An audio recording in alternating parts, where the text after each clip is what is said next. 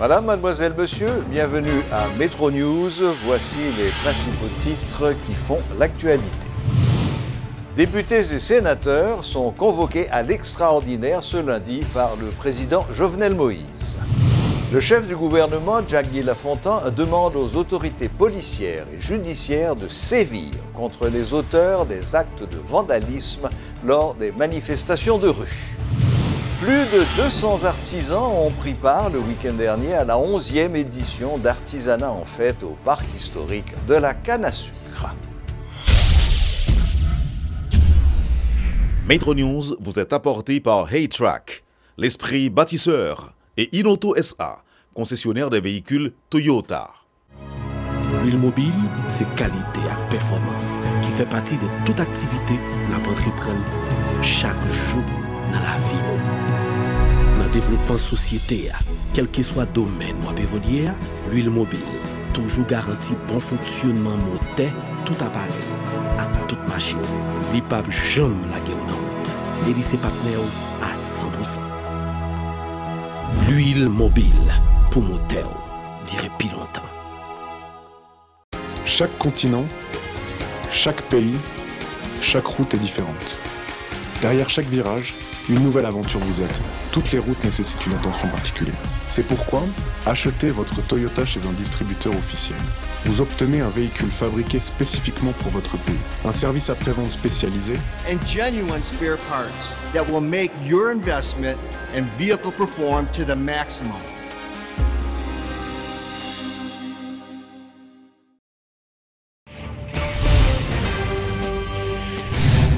Le Premier ministre Jack-Guy Lafontant annonce qu'il a déjà passé des instructions aux autorités policières et judiciaires afin de sévir contre les fauteurs de troubles lors des mouvements de protestation.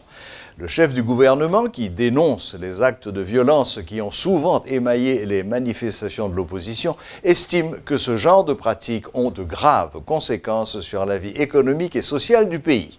Selon M. Lafontant, certains secteurs n'apprécient pas le processus de changement engagé par le président de la République, Jovenel Moïse. Le Premier ministre a fait ces déclarations alors qu'il rencontrait la presse ce lundi dans le cadre du rendez-vous hebdomadaire du ministère de la Communication baptisé les lundis de la presse. Nous pas doués confondre manifestation et violence. Manifestation sont droits que chaque citoyen gagne et qui garantit par loi pays. Mais violence sont l'autre affaire.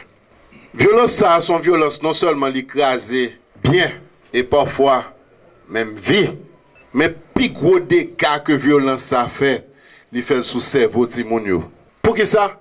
Parce que la ville est prise en otage. Nous avons une série de monde, c'est la violence. M'a profité de l'occasion pour me dire que ça baille timounio en chance.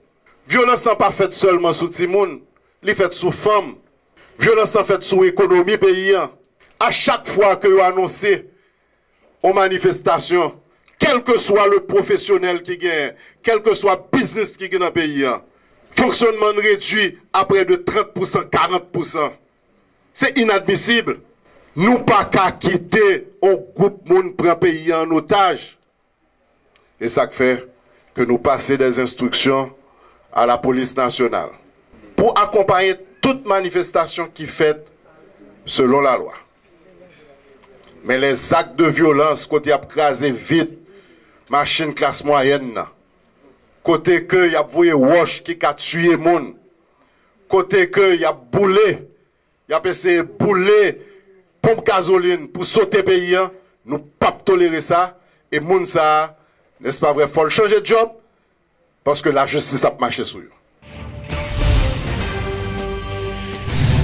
Le commissaire du gouvernement de Port-au-Prince, Klamé Oknam Daméus, demande au Conseil supérieur de la police nationale d'examiner le parcours de la manifestation de l'opposition prévue mardi pour décider s'il est acceptable ou non. Le chef du parquet a fait remarquer qu'il est impossible de sécuriser un mouvement à 8 branches. Est-ce que la police a assez d'effectifs pour faire face à 8 points de rassemblement?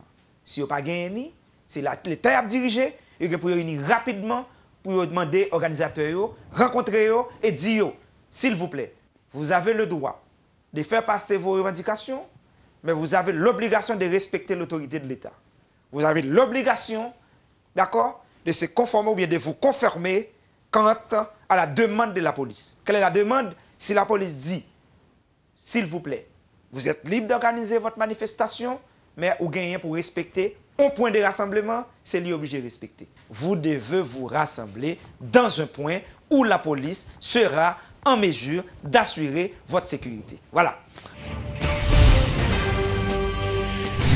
Des commerçants et des hommes d'affaires de Pétionville expriment leur inquiétude par rapport à la manifestation de l'opposition annoncée pour ce mardi 24 octobre dans la commune. Interrogés par Métropole, ces citoyens craignent surtout qu'il y ait des actes de vandalisme, comme ce fut le cas certaines fois. Suivez ce reportage de Sheila Louis-Joseph et Guitry Choisy. Une nouvelle manifestation de l'opposition est annoncée pour ce mardi et Pétionville en est le point de départ. Déjà, une psychose de peur s'est installée chez certains hommes et femmes d'affaires. Se basant sur les manifestations précédentes émaillées de violence, ces entrepreneurs gardent encore un goût amer à la bouche.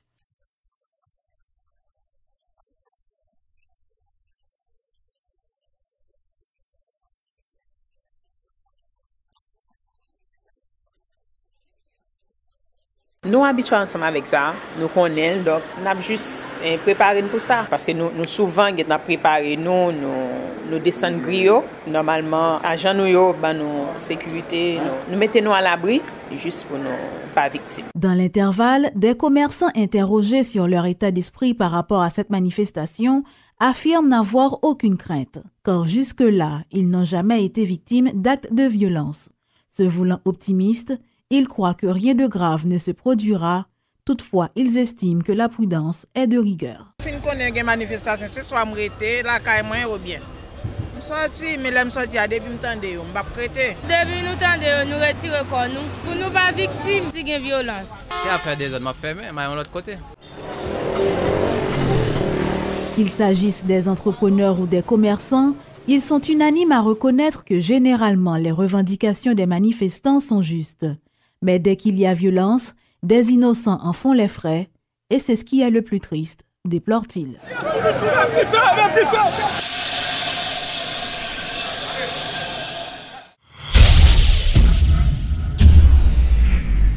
Ouverture ce lundi en Assemblée nationale de la session extraordinaire du Parlement.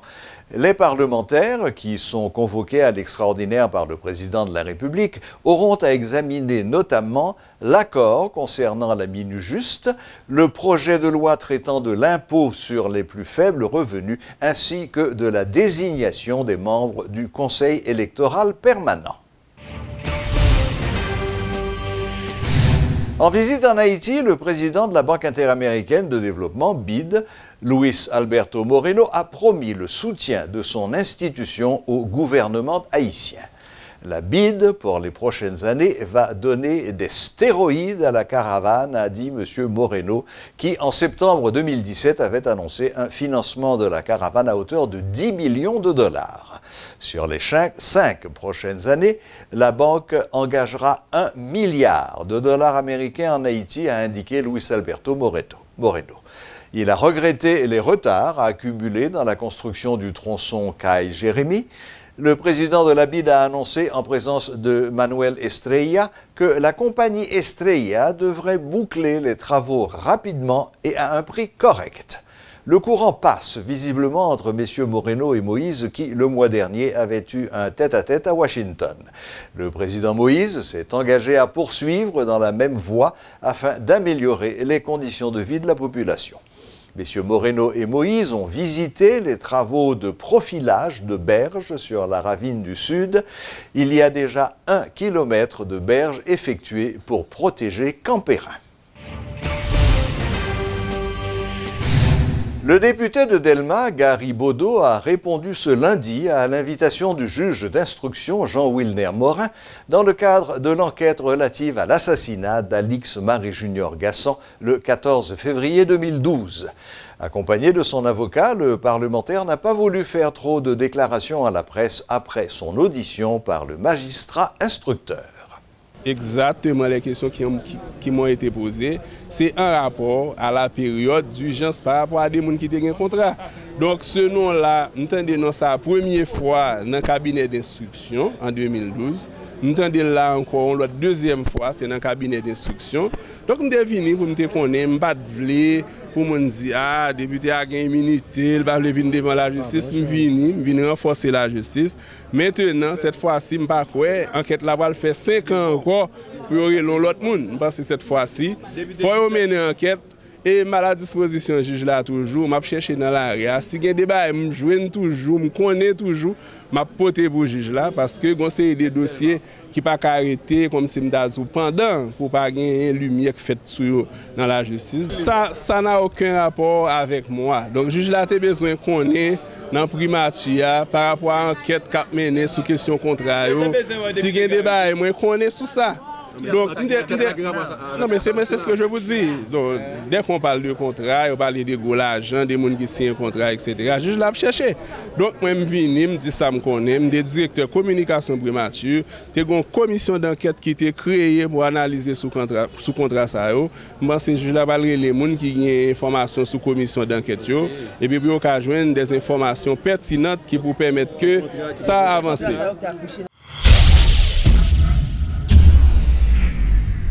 La 11e édition d'Artisanat en Fête a eu lieu le week-end dernier au parc historique de la Canne à Sucre. Plus de 200 artisans ont pris part à ce grand événement considéré comme une plateforme de vente et d'interconnexion entre artisans, consommateurs et amants de l'art haïtien. Cette activité culturelle annuelle, organisée par le Nouvelliste, a pour objectif de mettre en valeur les produits des artisans.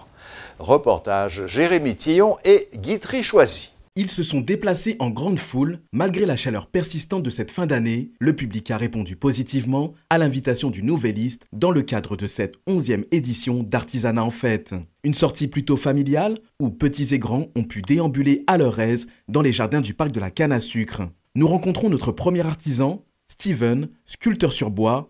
En plein travail, il est d'accord pour nous accorder une entrevue. Il est présent depuis la première édition et pour lui, c'est le meilleur moment pour renouveler sa clientèle. L'artisanat en fait représenté pour nous, on fait pour tous les artisans. Plus de 200 artisans qui sont exposés pour faire promouvoir et avec tous les haïtiens, les œuvres que les haïtiens ont créées. Une très grande fête. Et ça fait nous toujours pas rater parce que nous avons en pile et clients pour nous capables de renouveler le contact nous et chercher à faire ouverture, tout ça.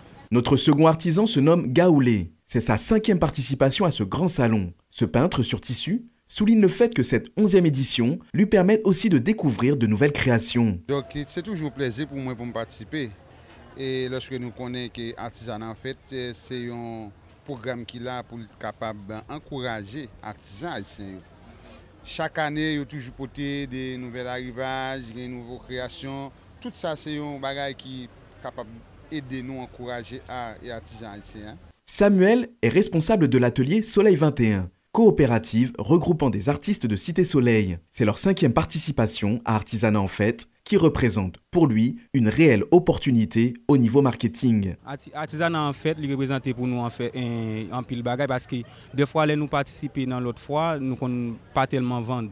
Mais Artisanat en Fête, ils sont réussis pour nous. Et nous voulons vendre une culture noire. Ça fait artisans eux-mêmes, ils croient que chaque jour même ils tracent un vers. Non seulement ils connaissent quelques significations et en plus, les touristes eux-mêmes ils connaissent ça. Et enfin, nous rencontrons Madame Stein, responsable des ateliers Michael. Ici, c'est le temple de la maroquinerie et des matériaux de confection en tout genre.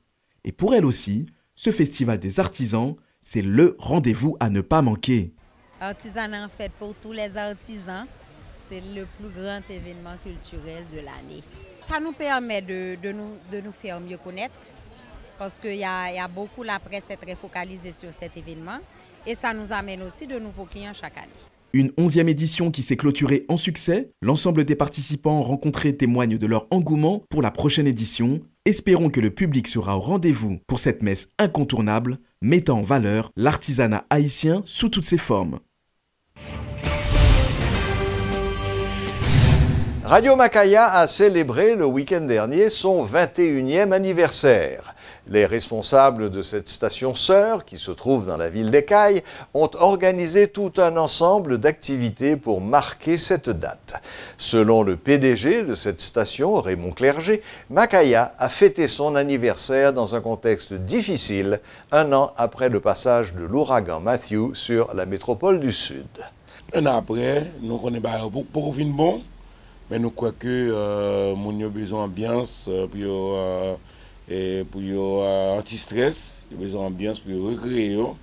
Les acteurs ont décidé, et à côté de l'Action des Grâces là, on fait 3 jours de festival musical avec des DJ, d'abord de groupes locaux, pour être capable de mettre ambiance dans la zone. Parce qu'il ne faut pas oublier, dans Savane, côté radio situé, son zone de radio marginale, et côté pile monde qui a problème économique. Donc le nouveau festival là nous fait lié avec un double intérêt.